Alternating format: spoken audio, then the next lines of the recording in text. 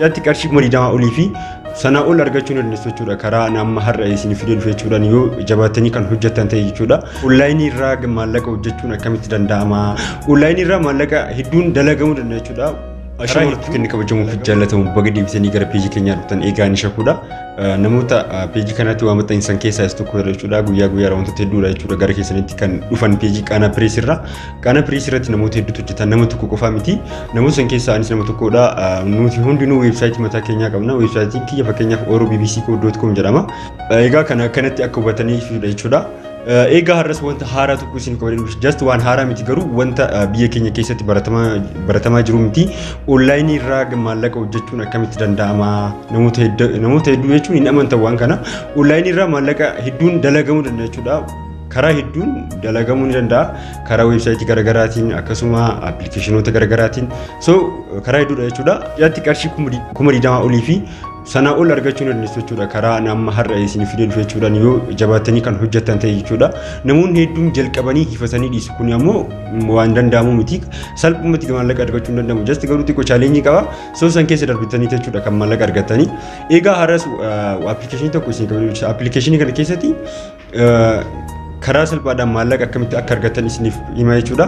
Appilikeeshiniin kun just namoonni wifi qabdan keessattuu namoonni wifi mana qabdanii haala salphaadhaan karaa ittiin maallaqa argachuu dandeessanii jechuudha. Appilikeeshinii kana fayyadamtanii appilikeeshinii kana fayyadamuudhaaf dursa liinkii gubbaa jiru liinkii gubbaarra viidiyoo kana gubbaa jiruu fi koomentii jalqabarra jirutti fayyadamuudhaan install godhattu jechuudha. San booda haala itti fayyadama isaa viidiyoo itti aanurraa hubachuu dandeessanii. Keessattuu namoota wifi mana qabdaniif jechuudha. Namoota intarneetii firii ta'e fayyadamtaniif baay'ee salphaadha. Appilikeeshinii kana banuu qofaan jechuudha maallaqa isiniif lakkaa baay'ee salphaadha. Bantaniituma dhiisuu qofaan jechuudha. Maallaqa hanga isiniif lakkaa jechuudha. Hanga ji'aatti maallaqa guddaa argachuu dandeessanii. Maallaqa kana karaan ittiin bahu baay'ee salphaadha. Viidiyoo itti aanurratti isiniif kaa'ee jira. Karaa Payoneeriitiin, PayPaliitiin, Bitcoiniitiin karaa salphaadha. Akkasuma normaalii wire transferii karaa baankiitiinis fudhachuu dandeessan jechuudha maallaqa dalagdan. Baay'ee salphaadha. Karaa Bitcoinii fi wantoota garaagaraatiin garuu maallaqa xixiqqaallee hojjettan isin kennuu danda'a. Qarshii doolaara 1,000 ol hojjettan karaa baankiitiinis fudhachuu dandeessan jechuudha. Baay'ee salphaadha. Appilikeeshinii kana bantanii dhiisuu qofaan maallaqa argachuu ni dandeessan jechuudha. Baay'ee karaa salphaadha. Baay'ee kanaan toludha. Ani yaalee isiniin argee jira jechuudha. Ammas viidiyoo itti aanurratti isiniif mul'isa. Haala maallaqa itti bafatanii wantoota biroo viidiyoo itti aanurratti karaa salphaadhaan akkamitti akka bafatan isiniif mul'isa. Kallattiimaan viidiyoo itti aanutti isin dabarsaa. Dursa garuu waan kana hojjechuudhaaf appilikeeshinii buufachuu qabdanii appilikeeshinii buufachuudhaaf ammoo liinkii gubbaarra isiniif kaa'ee jira. Linkii san tuutanii yookiin koomentii dursarraa ni argattu. Linkii san tuutaniitiin gara gadi deemtaniitiin appilikeeshinii install gochuu ni dandeessanii. Appilikeeshiniin isiniif kaa'amee jira. Buufadhaatii itti fayyadamaa garuma viidiyoo itti aanutti isin dabarsaa turtii gaarii. Egaa wanti an har'a isinii qabadee dhufe jechuudha. Karaa salphaadhaan akkamitti maallaqni onlaayinii irraa hojjetamuu danda'a waan jirudha.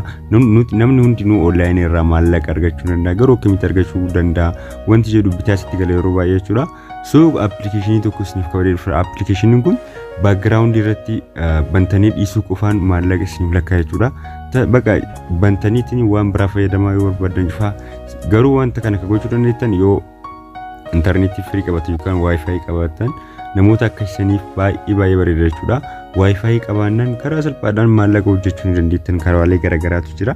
Just gara fuulduraatti illee isiniif qabannee kan dhufnu ta'a kanneen jechuudha. Appilikeeshiniin kun bantanii dhiisuu qofaan waan bantaniif qofa waan yeroo takka loogiin gootanii qofa jechuudha. Maallaqa isiniif lakkaa'uu danda'a jechuudha. Maallaqa keessan doolaara 10 ol dabarraan karaalee barbaadanii baafachuu dandeessu jechuudha. Karaa hedduutu jira. Dursa yeroo seentan appilikeeshinii kana keessa yeroo seentan jechuudha. Maallaqa doolaara 5 jechuudha. Doolaara 5 isiniif kenna jechuudha. Bilisa san booda doolaara 10 yeroo ga'e karaa barbaadanii baafachuu dandeessanii olillee jechuudha. Yeroo doolaara 1,000 isiniif ga'e akkas karaa baankiitiinis baafachuu dandeessanii baay'ee salphaadha. Haalli kaffaltii isaas kan isin mul'isu ta'a. Akkamitti akka jalqabdan isin mul'isa jechuudha. Nafaana tura. Dursa irratti appilikeeshinicha yeroo ban keessaa haala kana nuuf bana jechuudha. Yeroo kana isin iddoo kana jechuudha tookenii kana waan asirratti kooppii ta'u jira. Kan argachuudhaaf iddoo kana tuutanii jechuudha. Isinoo haala kanaan nu dhufa jechuudha. Isin amma asitti maqaa keessan galchitan maqaa dasin jedha jechuudha. Fakkeenyaaf anam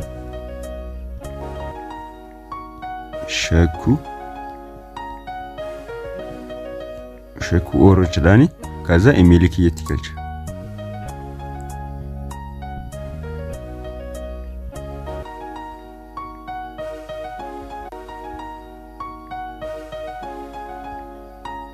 kana guutee sana walitti deebina jechuudha.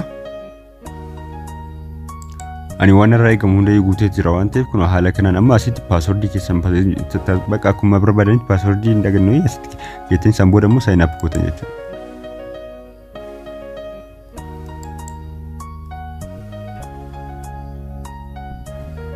Yaa amma seef ta'ee jira. Imeelii seef gootan asitti login gootan jechuudha. Haaluma erga email keenya galchine haala kana nu banni booda immoo account keenya activate gochuun dirqama. Account activate gochuudhaaf immoo email keenya keessinna jechuudha. Karaa Gmail keenyaatiin verify email nu jira jira. Verify email jenna. Yaa account nama verify ta'ee jira.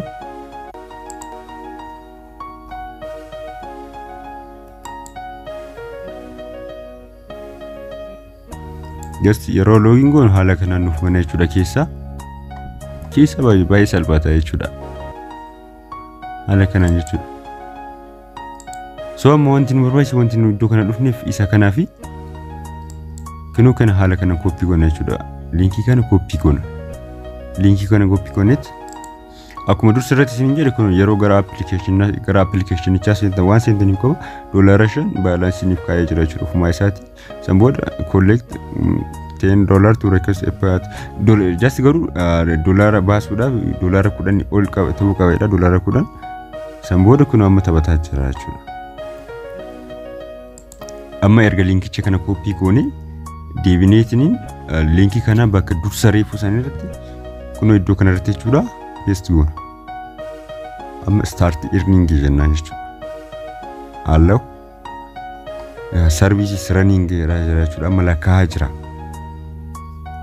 Last search this kun haala kana lakkaa'aa jira jechuudha. Baay'ee salphaadha. Namoota itti fayyadamiif baay'ee salphaadha. Haalli kaffaltii isaallee karaalee garaagaraatiin kafala.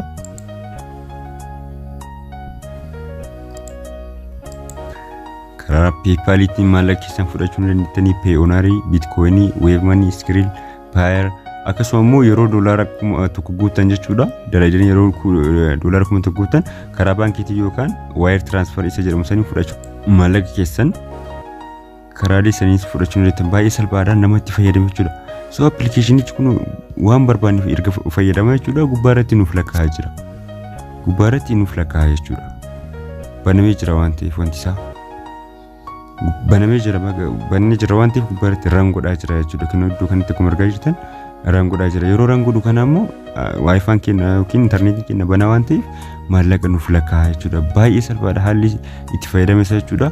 So yeroo $1,000 guutan karaa baankiitti fudhachuu dandeettan akkasuma karaa $10 ol yootan karaalee akka Bitcoin, PayPal, Payoneer wantoota kanneen jechuudha. Meetodii kanneen fayyadamuudhaan maallaqa keessan fudhachuu dandeettan nama itti fayyadameef karaa salphaadha. Baay'ee namatti tola.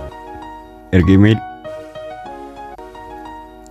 so kanuma baay'ee namatti tola karaa salphaadha. Haala kanaan isinis maallaqa hojjechuu dandeettanii. Viidiyoon kun ammoo namoota dubra akka gahuuf share godhaa. Sirriitti share godhaa.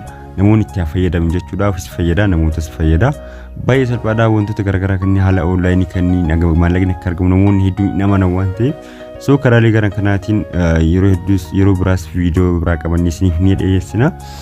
Egaa ani kan isin waliin ture shakuudha. Yeroo biraa viidiyoo biraatiin hanga walitti deemnutti nageenya keessan qaccee addunyaa geettan hundatti isiniif haa baay'atu. Viidiyoo like share gochuun irraanfatinaa. Bye.